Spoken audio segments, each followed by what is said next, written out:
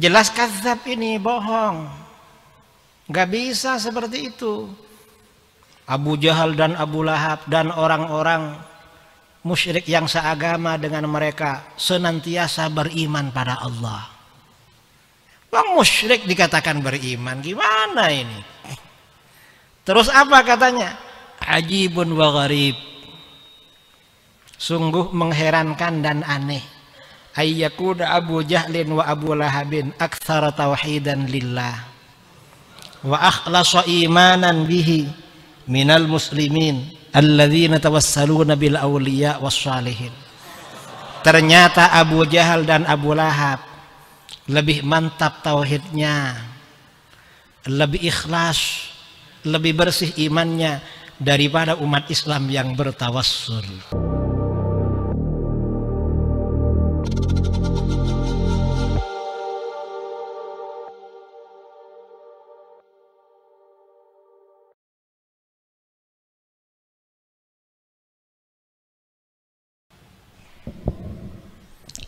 Assalamualaikum warahmatullahi wabarakatuh.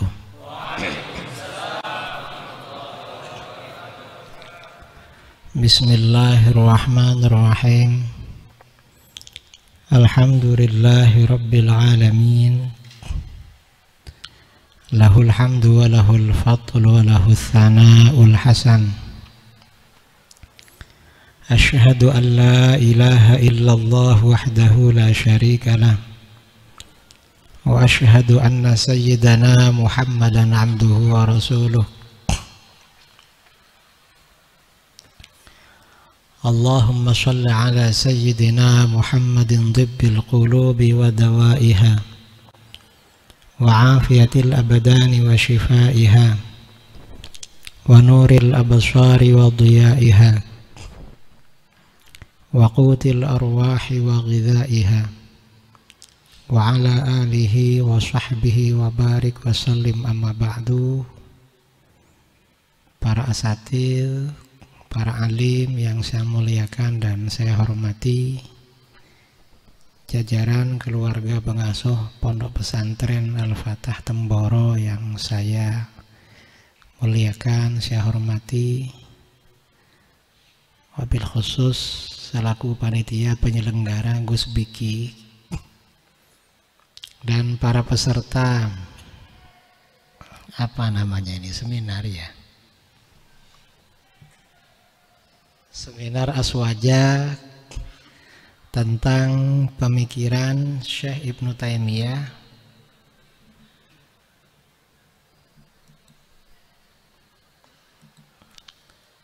yang juga saya hormati.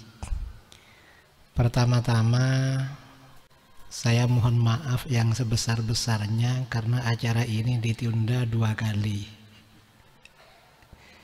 Yang pertama karena pulang dari Tanah Suci kemarin kurang sehat, lalu ditunda. Setelah itu kurang sehat lagi karena masuk rumah sakit 2 kali, ditunda lagi.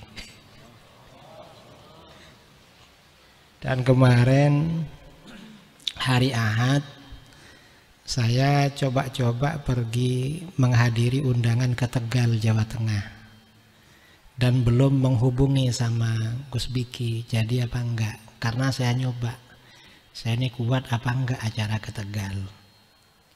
Ternyata kemarin pulang dari Tegal sampai di Solo, ini kayaknya bisa ngisi di Temborok. Akhirnya ngubungi beliau, gimana kalau besok malam gitu. Akhirnya jadi malam ini walaupun mendadak. Jadi minta maaf yang sebesar-besarnya. Saudara-saudara, tema yang akan kita bicarakan pada malam ini adalah sesuai dengan judul yang ada di atas, yaitu tentang pemikiran Syekh Ibnu Taimiyah. Syekh Ibnu Taimiyah ini sebenarnya bagaimana? Karena sekarang ini konflik di dunia, konflik umat Islam, terutama antara jumhur kaum muslimin, mayoritas umat Islam, Asy'ariyah Maturidiyah, melawan satu kelompok minoritas yang disebut dengan Salafi Wahabi. Ini karena Salafi Wahabi berangkat dari pemikiran Syekh Ibnu Taimiyah. Karenanya kita ini perlu tahu siapa sebenarnya Syekh Ibnu Taimiyah. Nama lengkapnya Taqiyuddin Abul Abbas Ahmad bin Abdul Halim bin Abdus Salam, dikenal dengan Ibnu Taimiyah Al-Harrani.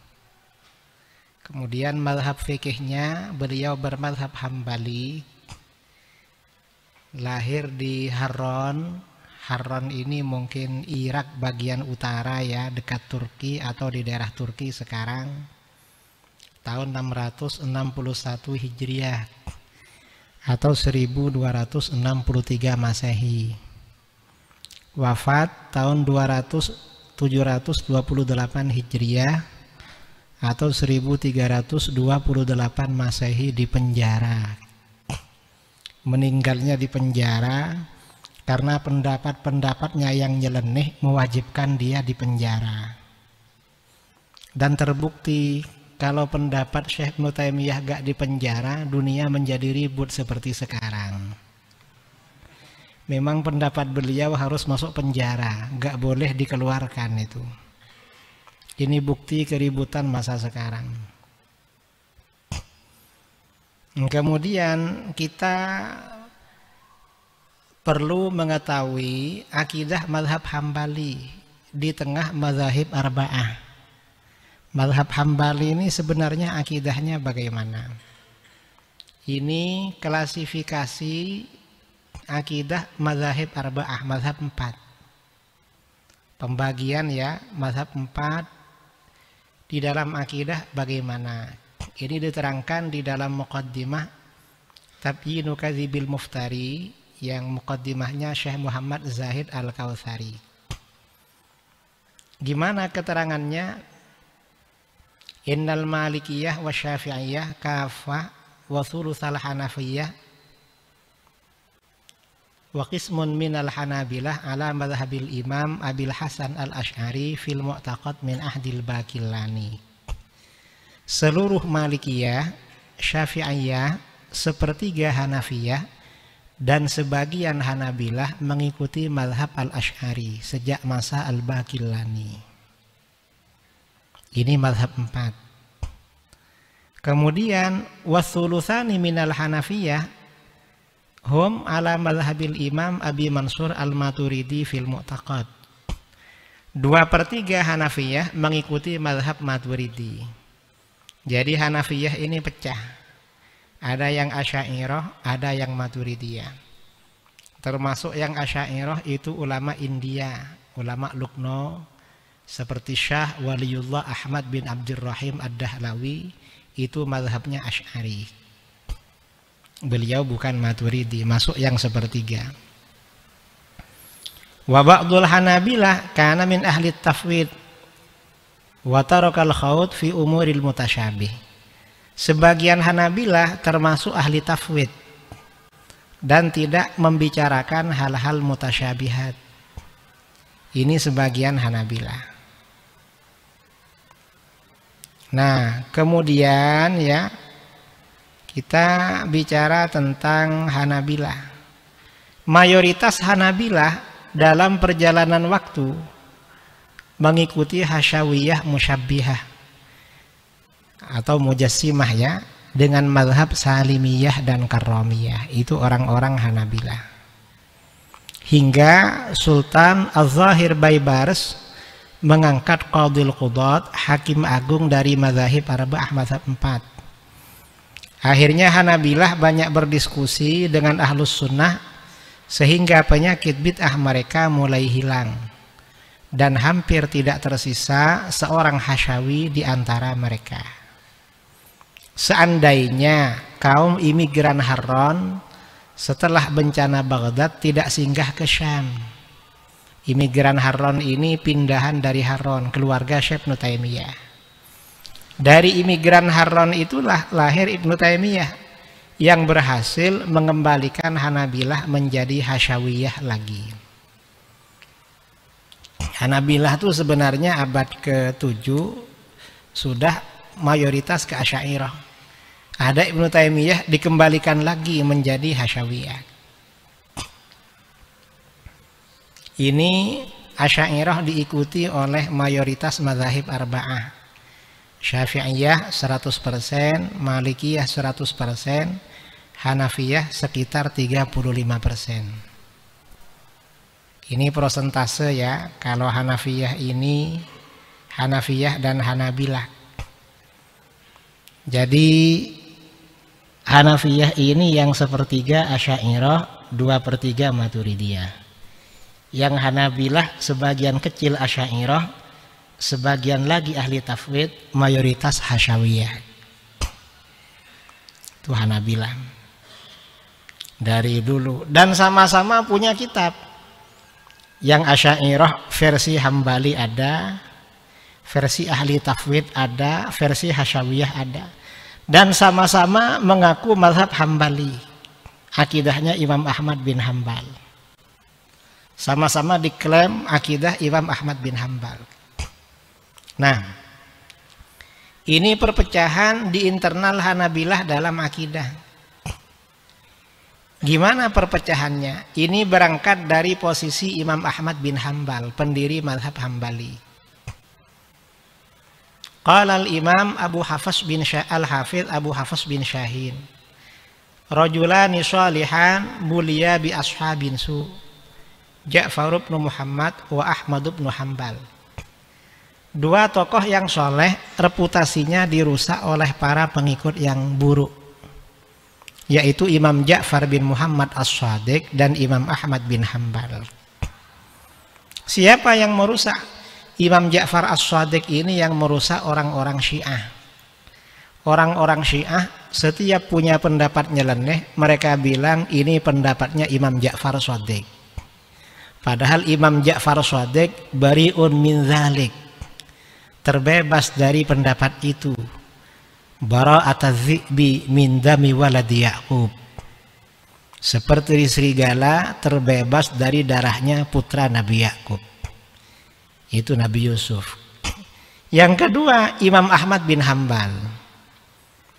Imam Ahmad bin Hanbal ini dirusak oleh orang-orang Hasyawiyah Mujassimah. Setiap mereka punya pendapat, mereka bilang ini mazhabnya Imam Ahmad bin Hanbal. Padahal Imam Ahmad bin Hanbal tidak seperti itu. Jadi ini berangkat dari posisi Imam Ahmad. Nah, terjadi perpecahan ideologi akidah di dalam mazhab Hambali. Di dalam mazhab Hambali ada kelompok Munazzihah. Munazzihah itu kelompok yang menyucikan Allah dari menyerupai makhluk, menyucikan Allah dari membutuhkan tempat, dan lain sebagainya. Atau yang seperti Asy'ariyah, ini Hanabilah yang Munazzihah. Di antara tokoh-tokohnya ada Imam Ibnu Aqil Al-Hambali, bukan Ibnu Aqil yang ngarang Syarah Alfiyah itu. Kalau yang Syarah Alfiyah itu mutaakhir, itu sekitar abad ke-8 atau 9. Ini Ibnu Aqil yang abad ke-5, yang seperiode dengan guru-gurunya Imam Al-Ghazali. Kemudian ada Imam Rizqullah bin Abdul Wahhab At-Tamimi. Lalu ada Imam Abul Faraj Ibnul Jauzi. Ini yang kelompok Munazzihah. Ada yang kelompok Mujassimah di Hanabilah.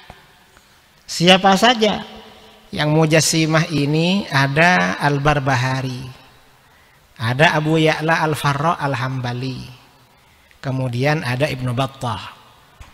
Ini Hanabilah. Jadi di Hanabilah ini memang akidahnya pecah.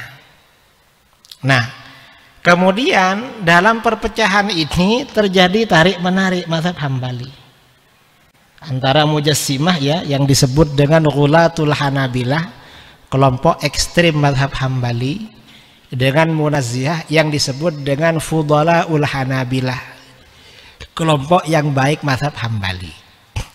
Tarik menariknya bagaimana? Kata kelompok yang munazzihah, Imam Ahmad itu munazzihah, bukan mujassimah.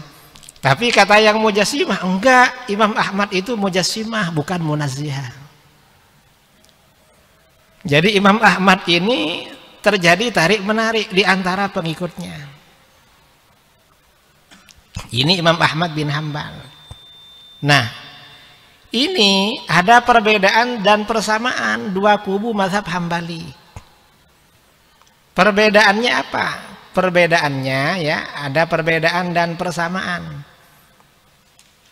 Perbedaannya berbeda dalam hal akidah, seperti tentang takwil ayat-ayat dan hadis-hadis mutasyabihat, dalam hal menetapkan sifat khabariyah dan tema akidah lainnya. Ini perbedaannya. Persamaannya sama-sama mengikuti ajaran tasawuf. Jadi Hanabilah baik yang mujassimah maupun munazzihah sama-sama sufi, sama-sama mengakui dan melakukan ziarah kubur, istighatsah, tawassul, tabarruk dengan orang soleh yang sudah wafat. Ini Hanabilah yang awal dulu. Ada perbedaan, ada persamaan. Nah, kemudian Ibnu Taimiyah meradikalisasi akidah mazhab Hambali, dijadikan lebih radikal. Gimana radikalisasi yang dilakukan oleh Syekh Ibnu Taimiyah? Ibnu Taimiyah adalah satu-satunya tokoh yang merubah haluan mazhab Hambali menjadi lebih ekstrim, terutama dalam pertama mendukung aliran Ghulatul Hanabilah, kelompok ekstrim mazhab Hambali yang cenderung tajsim dan mengikuti aliran Karramiyah. Ini yang pertama. Yang kedua, membunuh suara kelompok Fudalaul Hanabilah yang diwakili oleh kelompok Ibnul Jauzi yang beraliran munazzihah. Ini dibabat habis oleh Ibnu Taimiyah. Kemudian yang ketiga, Ibnu Taimiyah ini mulai mengharamkan ziarah makam Nabi Shallallahu Alaihi Wasallam, mengharamkan ziarah makam wali, mengharamkan istighatsah, tawassul, tabarruk dengan orang soleh yang sudah wafat dan lain-lain, dan fatwa-fatwa lain yang keluar dari mazhab Hambali. Jadi ini awalnya dari Ibnu Taimiyah. Sebelum Ibnu Taimiyah, mazhab Hambali dalam masalah tadi sama dengan kita. Nah, tapi meski demikian Ibnu Taimiyah tidak sepenuhnya melarang semua tradisi kaum sufi. Enggak. Ibnu Taimiyah masih membolehkan membaca Al-Quran di kuburan, menghadiahkan pahala bacaan Al-Quran dan ibadah lainnya kepada orang mati masih boleh. Zikir bersama, tahlilan, maulid Nabi SAW dan lain-lain, Ibnu Taimiyah masih boleh. Ibnu Taimiyah masih menerima hadis dhaif dalam Fadailul A'mal dan lain sebagainya. Jadi Ibnu Taimiyah ini masih waras. Dalam beberapa hal itu tidak keluar dari manhaj jumhur. Nah, kemudian ada fatwa-fatwa Ibnu Taimiyah yang radikal. Gimana fatwa-fatwa Ibnu Taimiyah yang berbeda dengan ijma'? Di dalam kitab Al-Ajwibah Al-Maradiyah Anil As'ilatil Makkiyah karangan Al-Imam Al-Hafidh Waliyuddin Al-Iraqi diterangkan, qala Al-Imam Al-Hafidh Waliyuddin Al-Iraqi fi kitabihi Al-Ajwibah Al-Maradiyah Alal As'ilatil Makkiyah ilmuhu Ibnu Taimiyah akbaru min akli. Ilmunya Ibnu Taimiyah itu lebih besar daripada akalnya. Akalnya gak muat, hafalannya banyak, akalnya gak muat, akhirnya bingung, kacau beliau. Wa qala aidan Al-Iraqi berkata, innahu kharaqal ijma' fi masaila katsira. tablughu sittina mas'alah ba'duha fil usul wa ba'duha fil furu'. Khalafa fiha ba'da inqadil ijma' 'alaiha. Jadi ilmu Ibnu Taimiyah lebih besar daripada akalnya. Beliau melanggar ijma ulama dalam sekian banyak masalah, sekitar 60 masalah melanggar ijma. Sebagian dalam bidang akidah dan sebagian dalam bidang furu'. Ia menyalahi ijma sesudah terjadinya kesepakatan para ulama. Jadi Ibnu Taimiyah ini melanggar ijma ulama. Nah, kemudian tauhid 3 Ibnu Taimiyah ini termasuk pandangan-pandangan suatu kaidah yang beliau bikin untuk menjadi wadah pandangan-pandangannya yang melanggar ijma. Gimana tauhid 3 Ibnu Taimiyah? Ibnu Taimiyah berbeda dengan ijma ulama dalam furu' dan usul. Pendapat-pendapat Ibnu Taimiyah dalam furu' yang berbeda dengan ijma disikapi oleh para ulama Hanabilah dari perspektif fikih Hambali. Artinya kalau menurut mazhab Hambali sahih disahihkan, kalau dhaif didhaifkan. Para ulama Hanabilah itu masih objektif. Karenanya kalau melihat kitab-kitab fikih Ibnu Taimiyah kalangan mutaakhirin seperti Kasyaful Qina, Syarah Iqna, karangannya Syekh Mansur bin Yunus Al-Buhuti, itu masih normal. Itu Ibnu Taimiyah itu ya diseleksi, benar dikatakan benar, salah dikatakan salah. Di kitab-kitab fikih Hambali itu masalah furu' ya. Kemudian pendapat-pendapat Ibnu Taimiyah dalam usul atau dalam furu' yang diposisikan seperti usul, sebagian besar yang berbeda dengan mayoritas umat Islam masuk dalam rumusan pembagian tauhid menjadi 3 yang dibuatnya. Jadi pandangan Ibnu Taimiyah dalam akidah atau dalam furu' tapi diposisikan akidah seperti tawassul. Tawassul itu kan masalah ibadah, masalah furu'. Cuma oleh Wahabi termasuk Ibnu Taimiyah diposisikan seperti akidah, levelnya naik. Padahal levelnya sebenarnya furu'iyah, bukan usuliyah. Nah ini semuanya masuk dalam rumusan pembagian tauhid menjadi 3. Tauhid apa? Tauhid rububiyah, tauhid uluhiyah, tauhid asma wa sifat. Jadi tauhid 3 Ibnu Taimiyah ini merupakan rumusan perbedaan akidah mereka dengan jumhur mayoritas umat Islam. Bagian tauhid. Nah, tauhid 3 Ibnu Taimiyah ini ya diterangkan di dalam kitabnya ya.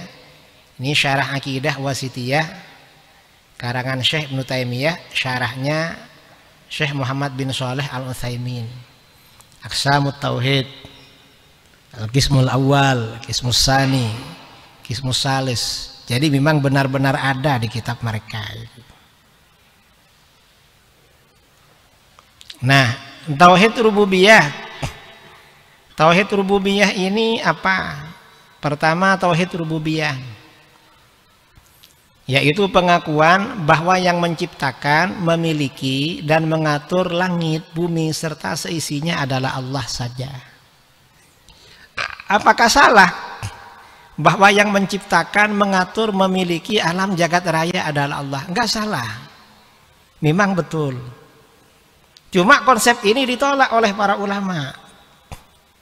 Mengapa ditolak? Penolakan para ulama terhadap tauhid rububiyah karena 3 hal.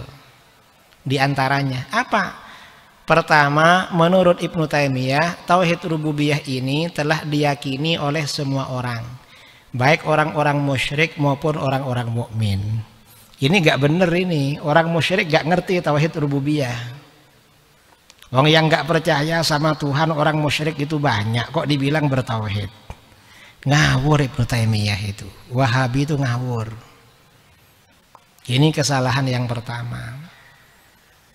Yang kedua, mengkhususkan makna rububiyah pada makna yang telah disebutkan di atas. Padahal tauhid uluhiyah juga memiliki jangkauan makna yang sama. Makna ini selain miliknya rububiyah juga miliknya uluhiyah. Ini kenapa dikhususkan rububiyah saja? Ini masalah. Yang ketiga, kata Ibnu Taimiyah, para nabi diutus untuk menyebarkan tauhid uluhiyah saja. Karena penduduk Mekah sudah bertauhid rububiyah. Ini enggak betul juga. Mereka ini ngarang-ngarang, saudara.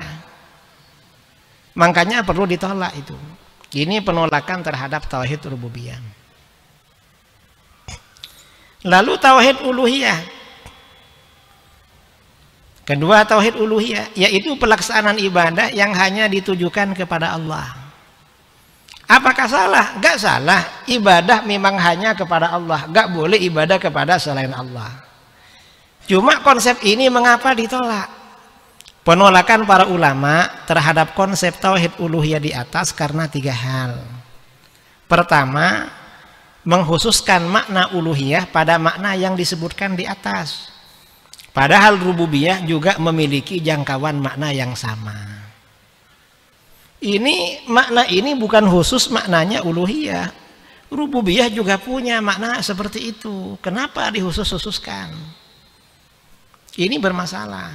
Yang kedua, Ibnu Taimiyah memberikan arti uluhiyah dan aplikasinya pada jangkauan yang terlalu luas dan melebihi yang semestinya sehingga melahirkan konsep takfiri, pengkafiran.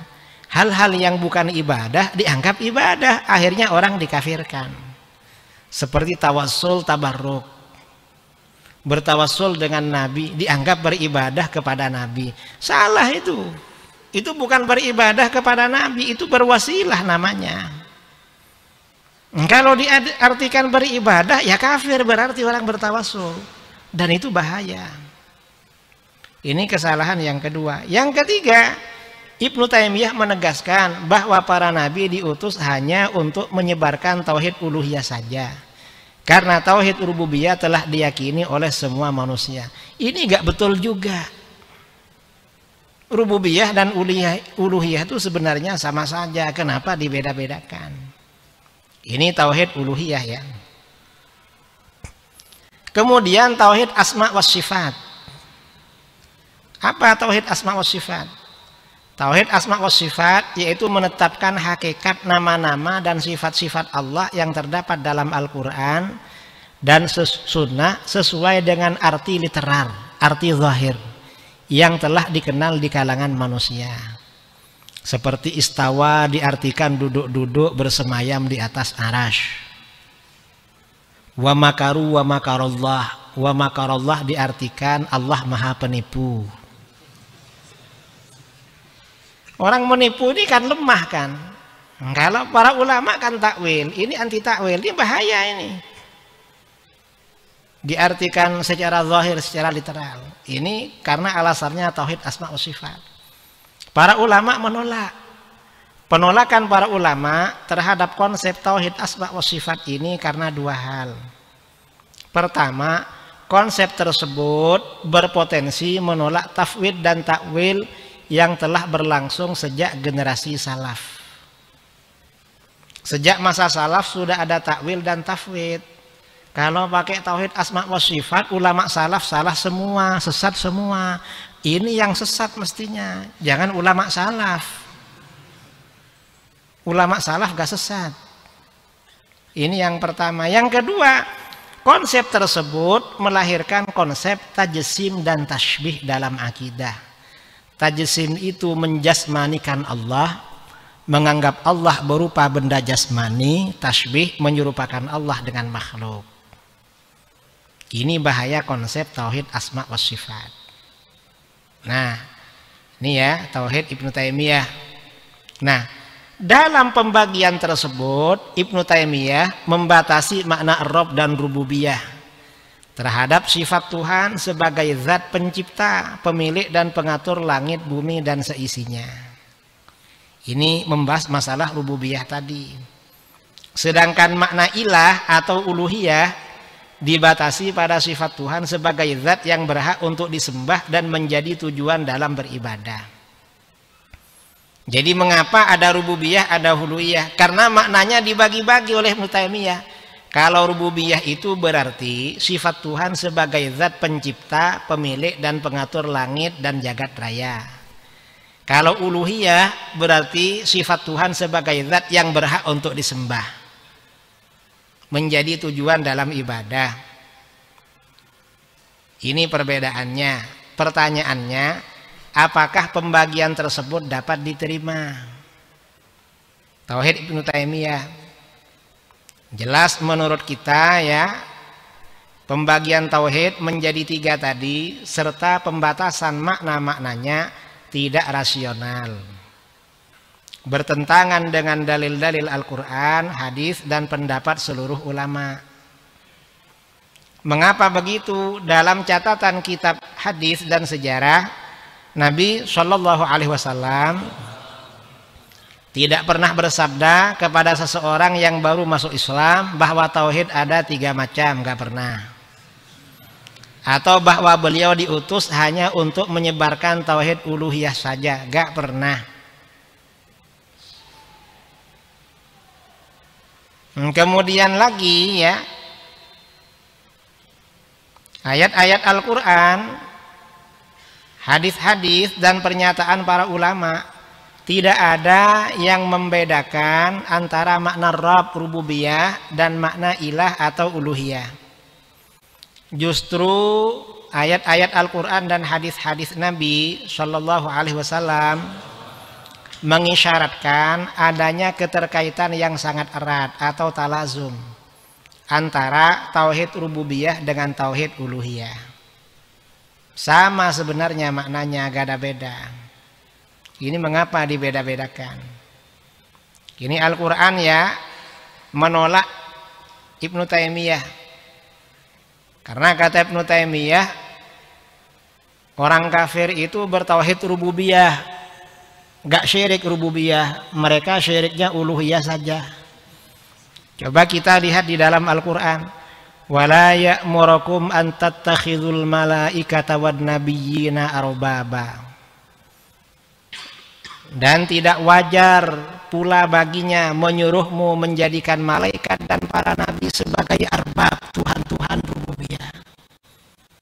Nah, ayat di atas menegaskan bahwa orang-orang musyrik mengakui adanya arbab, Tuhan-Tuhan rububiyah selain Allah seperti malaikat dan para nabi. Artinya orang musyrik itu syirik rububiyah, gak bertauhid rububiyah. Berarti orang-orang musyrik tidak mengakui tauhid rububiyah. Padahal menurut Ibnu Taimiyah atau Wahabi, orang-orang musyrik mengakui tauhid rububiyah. Ini gak betul ini. Wong kata Al-Quran mereka syirik rububiyah. Artinya apa? Konsep tauhid rububiyah itu kalau diaplikasikan, diterapkan bertentangan dengan ayat-ayat Al-Quran. Dan Wahabi gak bisa jawab soal ini. Dari dulu sampai sekarang nggak bisa jawab sampai sekarang.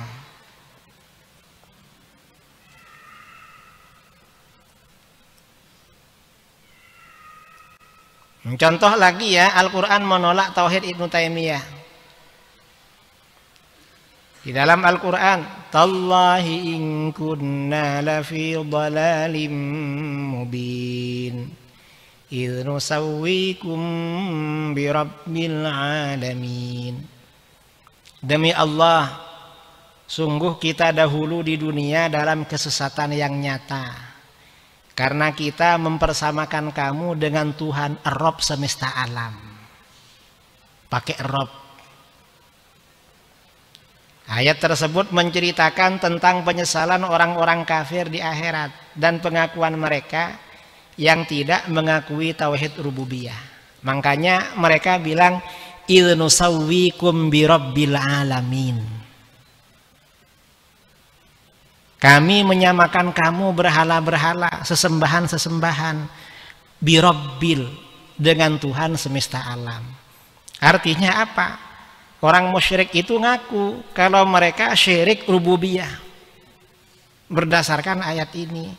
Padahal kata Wahabi, ya, padahal menurut Ibnu Taimiyah orang-orang musyrik meyakini terhadap tauhid rububiyah. Padahal orang musyriknya ngaku kalau syirik rububiyah. Wahabi ini aneh. Orang musyrik dibela, orang musyriknya gak mau dibela. Artinya apa? Akidah Wahabi ini kacau, saudara. Kalau diterapkan dengan ayat Al-Quran itu kacau. Enggak menemukan jawaban. Ini Al-Quran ya. Kemudian ayat lain ya. Banyak sebenarnya. Jadi kalau ar-rabbuh wal ilah huwar rabb. Jadi kalau menurut Al-Quran kita ini rabb ya ilah, ilah ya rabb. Di mana di Al-Quran? Ya ayyuhan nasu a'budu rabbakumul ladzi khalaqakum walladzina min qablikum la'allakum tattaqun. Di sini gak pakai ilahakum, u'budu ilahakum, gak, tapi rabbakum. Mengapa? Karena ilah dan rabb itu sama sebenarnya. Atau misalnya ayat lain. Alam tara ilal ladzi hajja Ibrahim fi rabbih an ataahu Allahul mulk. In qala Ibrahim rabbiyal ladzi yuhyi wa yumit. Qala ana uhyi wa umit. Apakah kamu tidak melihat seseorang yang mendebat Ibrahim tentang Rabb? Siapa? Raja Namrud. Artinya Namrud itu gak beriman kepada Rabb, syirik rububiyah, kafir secara rububiyah. Kata Wahabi, semua orang beriman rububiyah. Lah, orang kafirnya ngaku kalau mereka kafir rububiyah. Dibela gimana? Ini ya, ayat-ayat lain ya semuanya ya seperti itu. Sama semuanya. Atau misalnya yang paling bawah, alhamdulillahilladzi khalaqas samawati wal arda wa ja'ala adh-dhulumati wan nur thumma alladzina kafaru bi rabbihim ya'dilun. Kemudian orang-orang kafir menyamakan, mempersekutukan Rabb mereka, menyamakan Rabb bi rabbihim, Tuhan mereka, Rabb. Artinya mereka syirik rububiyah, tidak bertauhid rububiyah. Artinya konsep tauhid rububiyah uluhiyah versi Wahabi itu bertentangan dengan Al-Quran, saudara-saudara. Kemudian ini contoh ya, hadis Nabi SAW menolak tauhid rububiyah Ibnu Taimiyah. Anil Bara' bin Azib anin Nabi SAW qala yuthabbitu Allahu alladhina amanu bil qawli tsabit. Qal nazalat fi adzabil qabr. Fayuqalu lah man rabbuka fayaqul rabbi Allah wa nabiyyi Muhammad sallallahu alaihi wasallam. Rawahu Muslim. Dari Al-Bara' bin Azib radhiyallahu an, Nabi SAW bersabda, Allah berfirman, Allah meneguhkan iman orang-orang yang beriman dengan ucapan yang teguh itu. Nabi SAW bersabda, ayat ini turun mengenai azab kubur. Orang yang dikubur itu ditanya, man rabbuka, siapa Rabbmu, siapa Tuhan rububiyahmu? Lalu dia menjawab, Allahu Rabbi, Allah Rabbku, dan Muhammad SAW nabiku. Kata orang-orang Wahabi, orang musyrik itu bertauhid rububiyah. Kalau orang musyrik bertauhid rububiyah, orang kafir bisa jawab semua. Ternyata di sini yang bisa jawab cuma orang beriman. Yutsabbitullahu alladzina amanu bil qawli tsabit. Berarti orang musyrik gak bisa jawab. Mengapa? Mereka kafir rububiyah. Itu yang pertama. Yang kedua, kata orang Wahabi, para nabi diutus itu untuk menyebarkan tauhid uluhiyah saja. Karena orang sudah bertauhid rububiyah, berarti tauhid rububiyah gak cukup, perlu uluhiyah. Seandainya betul tauhid rububiyah gak cukup, harus uluhiyah, mestinya pertanyaan malaikat mungkar nakir perlu ditambah. Nggak cukup marabbuka, siapa Tuhan rububiyah kamu, mestinya ditambah waman ilahuka, siapa Tuhan uluhiyah kamu. Ternyata enggak, pertanyaannya cuma satu. Ini kan enggak sesuai namanya, enggak betul. Ini tauhid rububiyah. Nah, apa pengaruh tauhid rububiyah uluhiyah Wahabi? Pengaruhnya besar sekali saudara. Gara-gara tauhid rububiyah uluhiyah, kata Wahabi, istighatsah syirik, tawassul syirik, tabarruk syirik, berdoa di kuburan syirik, mencium makam syirik, bermadhab syirik, sebagian sahabat syirik, azimat atau tangkal jimat syirik, mayoritas umat Islam syirik, meneliti athar para nabi syirik dan bid'ah. Ini gara-gara tauhid rububiyah uluhiyah. Pengaruhnya luar biasa, syirik semua. Sampai mencium Al-Quran itu syirik katanya. Padahal kalau anak pondok bukan cuma Quran, habis ngaji kitab, kitabnya dicium, betul? Itu ketemu Wahabi dibilang syirik itu.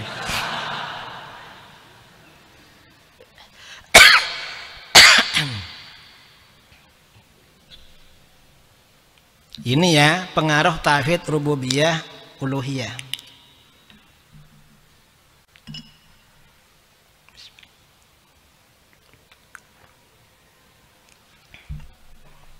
Kemudian apalagi pengaruh tauhid rububiyah uluhiyah?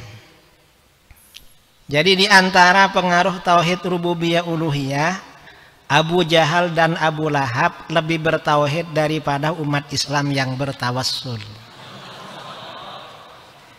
Jadi Abu Jahal dan Abu Lahab derajatnya lebih tinggi daripada umat Islam.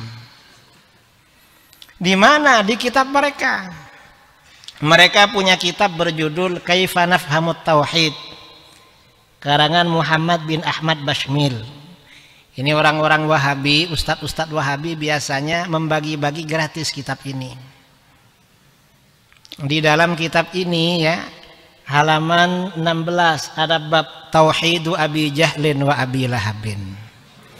I'tiqad kaum Wahabi bahwa Abu Jahal dan Abu Lahab seorang yang bertauhid. Padahal Abu Lahab sudah ada ayat khusus, tabbat syada Abi Lahabiw wa tab. Abu Jahal juga ada ayatnya di dalam Al-Quran. Innal ladzina kafaru sawa'un 'alaihim a'anzartahum am lam tunzirhum la yu'minun. Coba lihat di tafsir Jalalain, ka Abi Jahal wa Abi Lahab. Sudah innal ladzina kafaru, masih tauhid Abi Jahal wa Abi Lahab. Ini Wahabi. Ini gara-gara tauhid rububiyah uluhiyah saudara. Gimana kata mereka? Abu Jahlin wa Abu Lahabin wa man ala dinihim minal musyrikin kanu yu'minuna billah wa yuwahhidunahu fir rububiyah khaliqan wa raziqan muhyiyan wa mumitan darran wa nafi'an wa la yusyrikuna bihi fi dzalika syai'a. Jelas kadzab ini, bohong. Gak bisa seperti itu. Abu Jahal dan Abu Lahab dan orang-orang musyrik yang seagama dengan mereka senantiasa beriman pada Allah. Bang musyrik dikatakan beriman, gimana ini? Terus apa katanya? Ajibun wa gharib. Sungguh mengherankan dan aneh. Ayyakuda Abu Jahlin wa Abu Lahabin aktsara tauhidan lillah wa akhlasa imanan bihi minal muslimin alladzina tawassaluna bil awliya was salihin. Ternyata Abu Jahal dan Abu Lahab lebih mantap tauhidnya, lebih ikhlas, lebih bersih imannya daripada umat Islam yang bertawassul. Jadi Abu Jahal, Abu Lahab, orang-orang musyrik dianggap orang yang ikhlas dalam beriman. Kita ini gak ikhlas katanya. Ini gara-gara tauhid rububiyah uluhiyah. Dan saudara harus mampu membantah seperti ini. Harus bisa menjawab itu. Menjawab mereka. Ini pengaruh tauhid rububiyah uluhiyah. Bahaya saudara tauhid rububiyah uluhiyah. Jangan dikira gak bahaya. Karena Abu Jahal dan Abu Lahab derajatnya lebih tinggi daripada umat Islam. Padahal yang mengajarkan tawassul siapa? Al-Quran, baginda Rasulullah SAW, para sahabat, ulama salaf.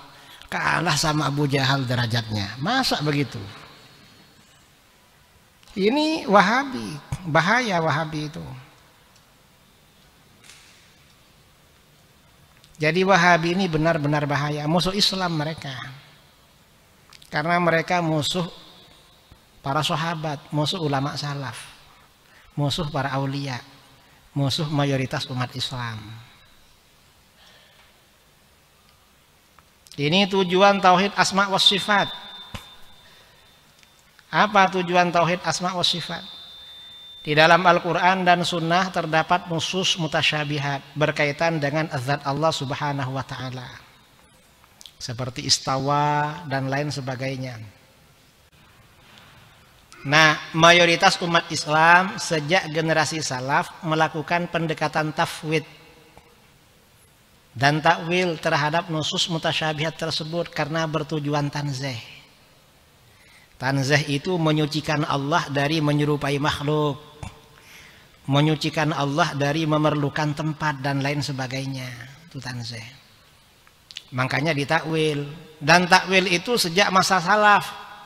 Kalau gak ditakwil bahaya. Di dalam Al-Quran, Allahu nurus samawati wal ard. Allah itu cahaya langit-langit dan bumi. Saya mau tanya, cahaya masjid ini sumbernya dari mana? Sekarang ini kan terang bercahaya. Sumbernya dari mana? Dari lampu. Kalau gak ditakwil bahaya, nanti dianggap Tuhan ini. Wah, ini nurus samawati wal ardi. Kalau siang-siang sumbernya cahaya apa? Matahari. Loh, Allah cahaya langit dan bumi. Ini Tuhan. Kan begitu. Makanya oleh ulama ditafwil. Apa yang dimaksud nurus samawat? Munawwirus samawat wal ard. Allah yang memberikan cahaya di langit dan di bumi.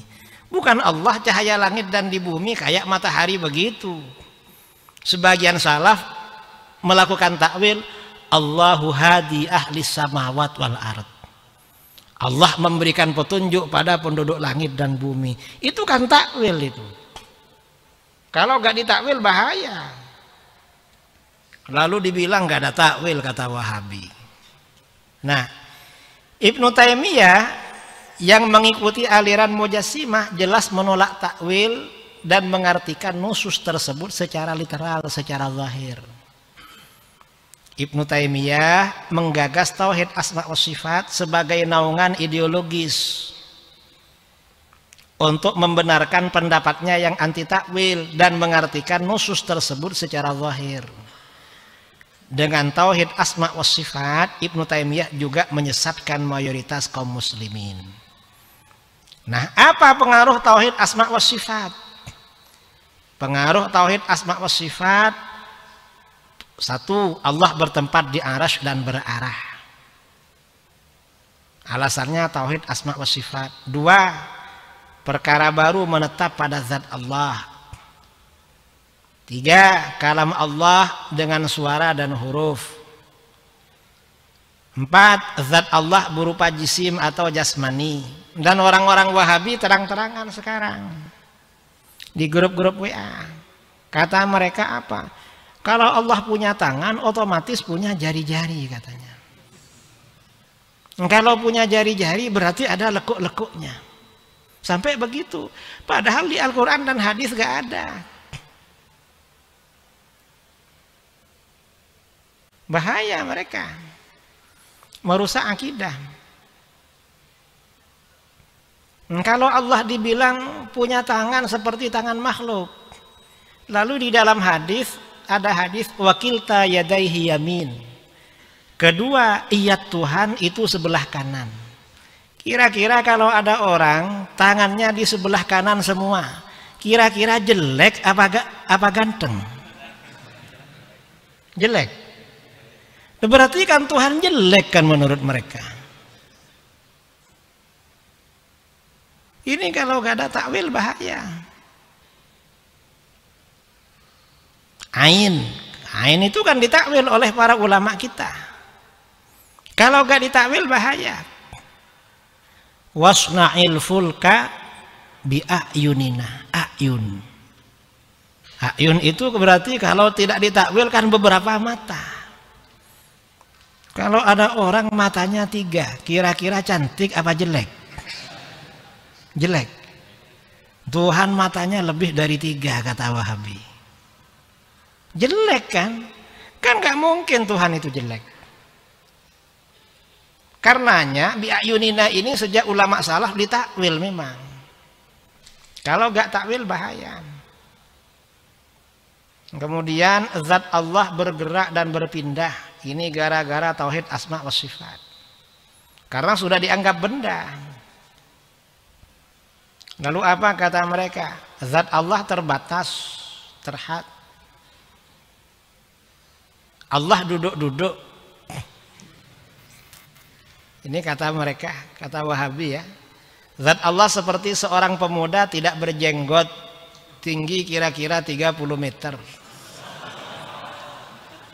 Ini di kitab Wahabi saudara. Ini gara-gara tauhid asma was sifat. Nah ini pemikiran Syekh Ibnu Taimiyah yang diadopsi oleh orang-orang Wahabi yang perlu kita waspadai. Ajaran Wahabi ini memang ajaran bahaya saudara. Bahaya. Gak main-main. Kita ini harus semangat istiqomah menyebarkan akidah ahlus sunnah wal jamaah, asy'ariyah maturidiyah. Saya kira ini ya seminar tentang pemikiran Syekh Ibnu Taimiyah. Tentu apa yang saya sampaikan ini tidak tuntas. Karena kalau berbicara tauhid rububiyah, uluhiyah, asma wa sifat, berbicara secara tuntas ini kira-kira butuh waktu 3 hari 3 malam.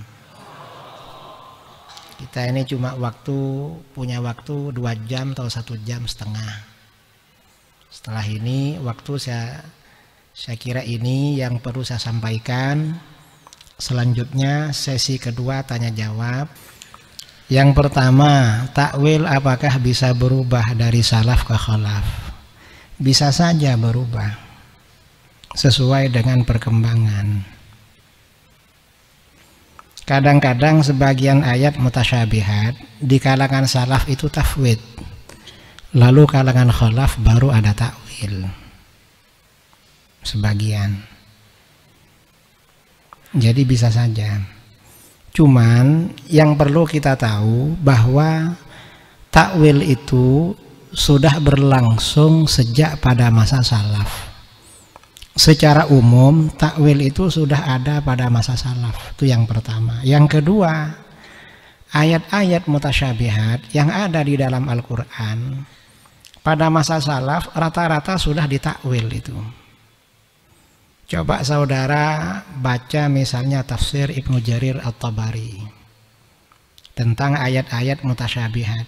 Itu pada masa salaf ternyata sudah ditakwil semua. Sebagian yang tidak ditakwil itu ditafwid. Jadi begitu. Ini ya tinggal kajian saja sebenarnya. Kitabnya diperbanyak di perpustakaan di sini. Jadi biar lebih paham. Atau kitab-kitab tafsir yang klasik seperti tafsir Ibnu Jarir At-Tabari, tafsir Al-Qurtubi, kemudian tafsir Al-Mawardi, kemudian tafsir Ibnu Katsir, dan semacamnya, itu banyak memuat riwayat-riwayat takwil dari generasi salaf, atau tafsir Al-Baghawi, tafsir Al-Khazin, itu banyak seperti itu. Ini yang pertama. Yang kedua, Ibnu Taimiyah ini kan banyak berbeda dengan jumhur.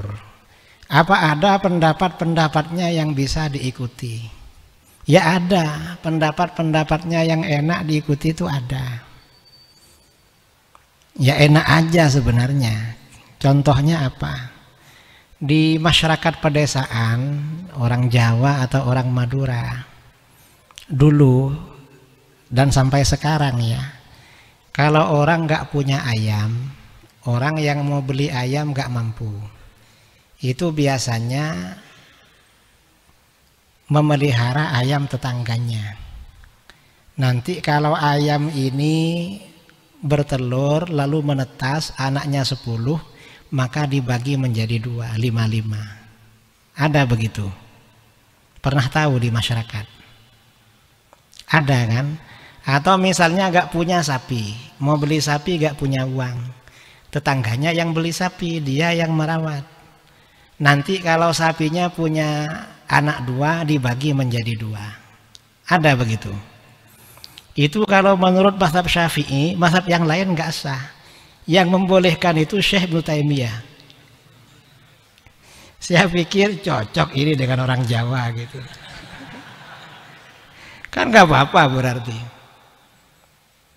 Ini contoh yang pertama. Yang kedua, kita kalau bepergian, misalnya dari Temboro pergi ke Surabaya atau pergi ke Semarang, lalu sholat mau jamak.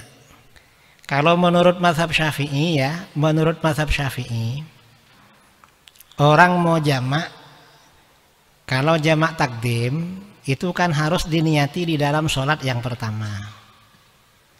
Yang kedua, antara sholat yang pertama dengan yang kedua itu kan tidak boleh ada fasal terlalu lama kan. Harus niat dari sholat yang pertama. Kalau saudara misalnya lupa niat di dalam sholat yang pertama, kan nggak bisa jamak dengan yang kedua. Kalau menurut Ibnu Taimiyah nggak apa-apa di jamak itu, kan enak sebenarnya. Artinya ada juga pendapat-pendapat Ibnu Taimiyah dalam bidang furu', kalau ditaklid itu enak, ringan artinya. Ya entah benar apa enggak itu. Ya kalau menurut mazhab Syafi'i ya enggak benar. Cuma kalau kita ini repot, kan enak juga ikut yang ini.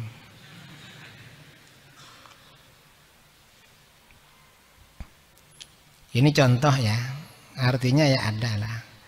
Kemudian pertanyaan yang ketiga, antara ar-rabbu wal ilah, al-ilah war rabb, itu di kitab apa? Saya ini di kitabnya Syekh Muhammad Al-Arabi At-Tabbani. Apa judulnya ya? Saya punya, saya kitab itu hadiah dari Syed Ahmad bin Muhammad Al-Maliki. Ada Syekh Muhammad Al-Arabi At-Tabbani. Kitabnya tebalnya 2 jilid. Ya masalah Wahabi, bantahan terhadap Wahabi. Saya lupa nama kitabnya, sudah lama gak dibuka. Nanti kalau ingat saya kasih tahu.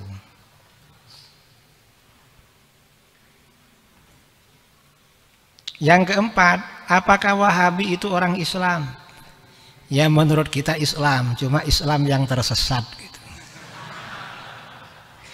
Muslim yang sesat dan menyesatkan, dan harus berhati-hati. Mengapa? Wahabi itu seperti orang gila pegang pistol. Saudara kalau ada orang gila pegang pistol berdiri di pinggir jalan, kira-kira lari apa enggak? Lari kan? Karena dia ngawur mempistol orang. Wahabi ya seperti itu. Wahabi ini pencuri, cuma pencuri akidah. Bedanya kalau pencuri kambing, saudara punya kambing, tetangganya pencuri kambing. Kambing dicuri bisa beli lagi di pasar. Tapi kalau akidah yang dicuri, yang kehilangan nggak merasa kehilangan. Ini bahayanya Wahabi. Pertanyaan yang kelima, Mujassimah ini dibuat radikal oleh Syekh Ibnu Taimiyah, tapi kayaknya tidak radikal katanya. Ya radikal juga. Kalau yang di Is'adur Rafiq itu, Mujassimah itu kafir apa enggak? Mujassimah itu dibagi menjadi dua. Kalau tajsimnya itu soreh maka kafir. Kalau tidak soreh tidak kafir, tapi dosa besar. Kalau yang soreh bagaimana? Allahu jismun kal ajsam. Allah itu jisim seperti jisim-jisim yang ada. Jelas kafir itu. Kalau gak soreh, Allah jisim tapi gak seperti jisim yang ada. Itu gak soreh namanya. Kalau ada orang Wahabi bilang, tadi ada yang bertanya ya, kita ini kayaknya mirip dengan Wahabi. Mengapa kita bilang Allah punya kalam, kalam tanpa suara dan huruf? Enggak sama. Loh, Wahabi bilang Allah punya tangan, tapi tangannya gak sama dengan tangan kita. Wahabi ada terusannya itu. Kata Wahabi, tangan kambing nggak sama dengan tangan orang. Ini kata mereka. Loh, itu tajsim namanya. Mengapa tangan kambing nggak sama dengan tangan manusia itu dalam bentuknya? Tetapi dari segi kebendaan itu sama. Kok sama? Karena menurut para ulama, perkara yang ada di jagat raya, alam ini dibagi menjadi dua. Ada benda, ada sifat benda. Kalau sifat benda seperti bergerak, seperti semangat, seperti ngantuk, itu sifat benda namanya. Kalau benda ya benda, benda dibagi dua. Benda. Gimana? Ada benda yang bisa dibagi-bagi, itu namanya jisim. Jadi benda ini kalau masih bisa dipecah-pecah namanya jisim. Kalau benda sudah gak bisa dibagi-bagi karena kecil sekali namanya jauhar. Nah, tangan kambing dengan tangan manusia dari segi kebendaan itu sama karena bisa dibagi-bagi. Sama-sama terdiri dari darah, dari daging. Mungkin yang membedakan sifatnya aja. Manusia yang cantik dengan yang jelek sebenarnya sama, cuma yang cantik kelihatan lebih rapi gitu aja, yang jelek mungkin kurang rapi, tapi dari segi kebendaan kan sama kan. Jadi tetap tajsim itu. Kalau ada Wahabi bilang Tuhan itu punya tangan tapi gak seperti tangan manusia, atau gak seperti tangan yang ada, bilang sama dia, ya apa kalau kamu dibilang kamu itu anjing tapi gak seperti anjing yang ada.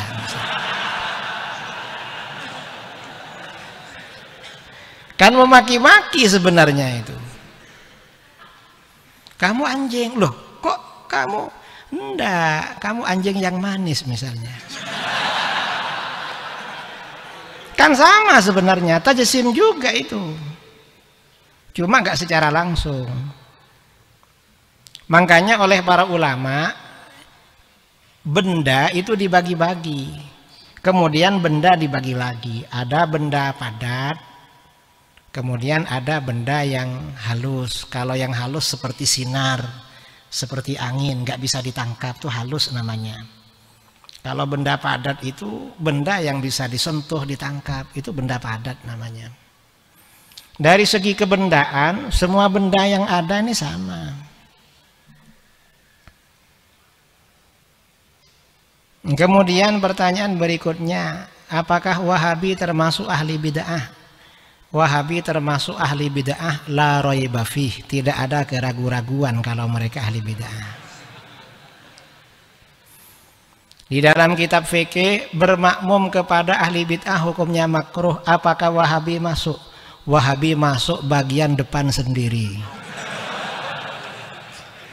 bagian awal. Mengapa? Karena mereka ahli bid'ah zaman modern memang. Gimana ke ahli bid'ah, memang mereka itu kacau pemikirannya. Jadi bermakmum kepada Wahabi itu hukumnya makruh. Lalu lebih baik sholat sendiri apa berjamaah? Ulama kita khilaf, ada yang bilang lebih baik sholat sendiri, berjamaah mengurangi pahala aja. Ada yang bilang lebih baik bermakmum kalau gak ada lagi katanya. Kalau saya kayaknya cocok yang pertama tadi, lebih baik sendiri. Karena defisit pahalanya. Apakah Wahabi Salafi perlu diajak debat? Ajak saja. Perlu. Mengapa perlu? Biar mereka gak macam-macam. Dan ini saudara, dengan adanya diskusi, dialog dengan Salafi Wahabi, alhamdulillah sudah banyak orang Salafi Wahabi sadar kembali ke dalam Ahlus Sunnah wal Jamaah. Dan di Riau itu memang lembaga-lembaga Wahabi besar sekali di sana. Dananya banyak memang. Mereka punya uang banyak sekali. Kalau bikin lembaga bangunannya besar-besar.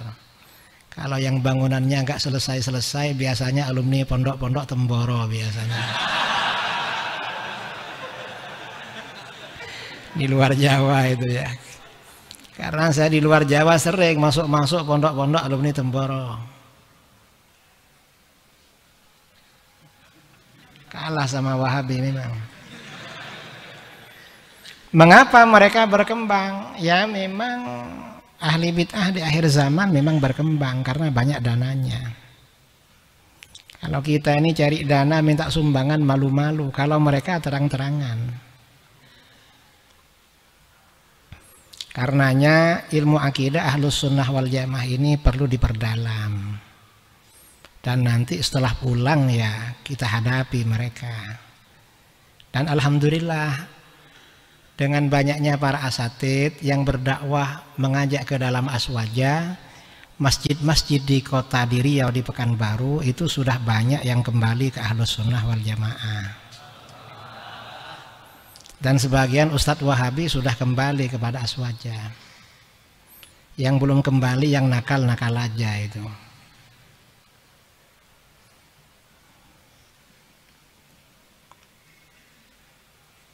Saya kira semua pertanyaan sudah terjawab. Ada yang belum terjawab? Sudah semua ya? Sudah semua ya?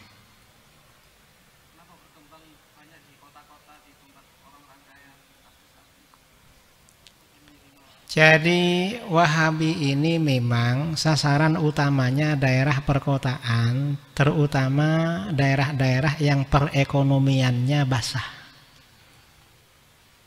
Dan mereka pandai memang merayu orang-orang kaya. Kalau kita ini kan malu sama orang kaya. Karena menghormati orang kaya, karena kekayaannya 2/3 agamanya hilang. Kita ini takut nanti agama saya hilang ini. Mereka gak mikir itu. Jadi memang sasaran mereka daerah-daerah kaya. Kalau daerah-daerah miskin gak mau Wahabi berdakwah itu, gak dapat fulus. Biasanya kita yang bikin pondok di daerah-daerah miskin itu. Kalau mereka bikin di daerah-daerah kaya biasanya. Memang beda. Tapi kita ya nggak perlu berputus asa. Lembaga Wahabi itu hanya besar fasilitasnya, tapi isinya kosong. Kok kosong? Mereka diajak ketemuan nggak pernah berani itu. Dan sering ngijek-ngijek saya memang. Saya sering dikirim WA sama mereka, sering dikirim apa, Kiai, ini besok ada peresmian lembaga Wahabi daerah sini. Pondasinya aja habis 20 miliar katanya. Apa mau ikut meresmikan? Ngijek mereka itu saudara.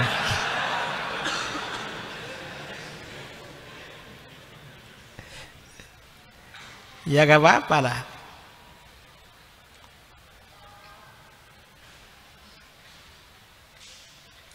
Kemarin ini perjalanan dari Jember ke sini, saya dikerjain Wahabi. Orang Wahabi mengirim judul kitab-kitab Wahabi. Coba antum baca kitab-kitab ini biar dapat hidayah. Saya jawab, saya sudah baca semua. Loh kok belum dapat hidayah? Bukan belum dapat, saya teliti baca kitab itu, kamu kurang teliti gitu. Bingung dia. Ente ini ngerti Wahabi, insya Allah saya lebih ngerti dari kamu tentang Wahabi. Saya bilang begitu. Loh, kamu itu di Mekah Madinah kan cuma 40 hari katanya. Lah ini kamu bodoh namanya. Kok ilmu diukur dengan hari di Mekah Madinah? Berarti kamu bodoh. Kamu gak layak berdiskusi. Ya pokoknya mereka kalau ngomong dibolak-balik, akhirnya kita blokir itu. Bikin, dah saya cukup melayani kamu, saya blokir dah. Nanti pakai nomor WA lagi, ngerjain lagi. Suka ngerjain saya mereka. Kadang-kadang gak dijawab langsung saya blokir memang. Karena buang-buang waktu. Ada lagi? Ada yang mau bertanya lagi? Mungkin masalah, ya Ustaz Firman mungkin masalah Asy'ariyah garis keras Pak Kiai. Murid-muridnya Syekh Abdullah Harori niku menurut panjenengan pripun? Murid-muridnya Syekh Abdullah Al-Harori itu memang Asy'ariyah radikal. Dan mereka berbeda dengan jumhur Asy'ariyah dalam banyak masalah. Di antaranya ya masalah yang ada di Kharidatul Bahiyah. Famay yaqul bit-tab'i aw bil illah fadzaka kufrun 'inda ahlil millah. Wa may yaqul bil quwwatil muda'ati fadzaka bid'iyun fala taltafiti. Kalau kita dibilang bid'i, kalau mereka bilang kufur. Jadi beda dengan kita. Itu di dalam akidah. Kemudian juga bedanya menyikapi para sahabat yang terlibat dalam konflik perang Jamal dan Siffin. Kalau kita ikut nazam Zubat wa majara bainas sahabi naskutu anhu wa ajral ijtihadi nuthbitu. Kalau mereka enggak, yang melawan Sayyidina Ali dosa besar semuanya, enggak ada ijtihad. Masa ijtihad sampai membunuh orang katanya. Jadi beda dengan kita, banyak perbedaan lah dengan kita. Kita bisa ambil kitab-kitab mereka yang melawan Wahabi, tapi yang berbeda dengan jumhur tidak kita ambil. Sering datang ke sini juga. Hah?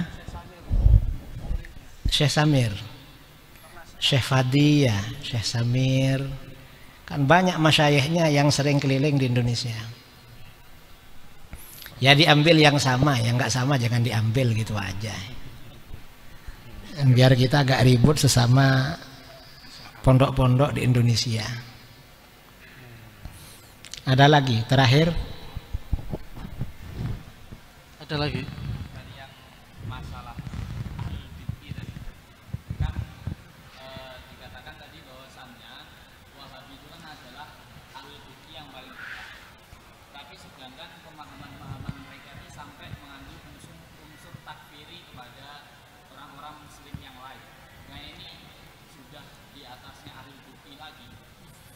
Orang mengkafirkan orang lain kalau bukan karena takwil itu kafir. Misalnya, kamu kafir, padahal gak ada masalah, maka kafir yang mengatakan. Wahabi itu mengkafirkan kita, cuma mereka mengkafirkan karena ada syubhat, makanya mereka tidak kita kafirkan itu. Jadi begitu. Walaupun mereka mengkafirkan kita, itu tidak dikafirkan. Karena mereka mengkafirkan karena syubhat. Ada hal yang mereka anggap dalil, sebenarnya bukan dalil. Jadi itu. Kecuali kalau mereka gak ada ombak, gak ada angin, mengkafirkan orang, baru kafir dirinya. Itu maksudnya yang di kitab Sulam Taufik itu. Jadi begitu.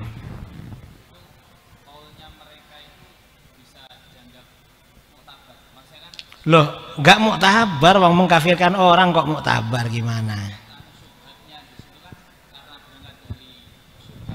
Ya tidak muktabar, cuma mereka tidak dikafirkan sebab mentakfir itu. Menurut jumhur gak dikafirkan. Sebagian Asy'ariyah ada yang mengkafirkan karena mengkafirkan kita.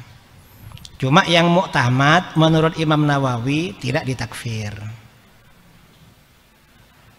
Ya bukan karena pendapat mereka muktabar.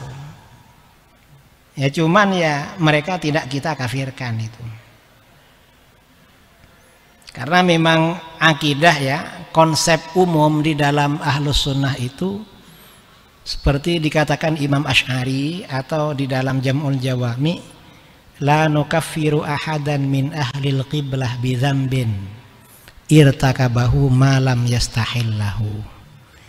Kita tidak mengkafirkan seseorang dari ahlul qiblah, artinya muslim yang muktabar, sebab dosa yang dilakukan selama tidak menganggapnya halal. Ahlus Sunnah ini memang paling objektif, nggak mengkafirkan orang. Wahabi udah mengkafirkan kita bolak-balik, kita nggak mengkafirkan mereka, kecuali kalau ada hal-hal yang menyebabkan ditakfir, maka ditakfir. Misalnya tajsim terang-terangan kafir berarti.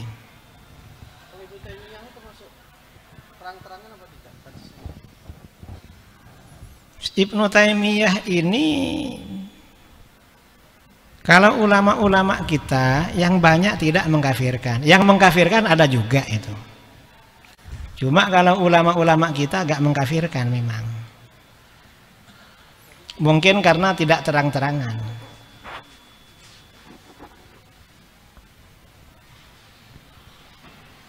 Tapi memang tajsim memang Ibnu Taimiyah. Cuma oleh para ulama kita gak dikafirkan. Makanya Imam Taqiyuddin As-Subki di kitabnya masih bilang rahimahullah ketika membantah itu, masih mendoakan. Berarti kan tidak takfir itu.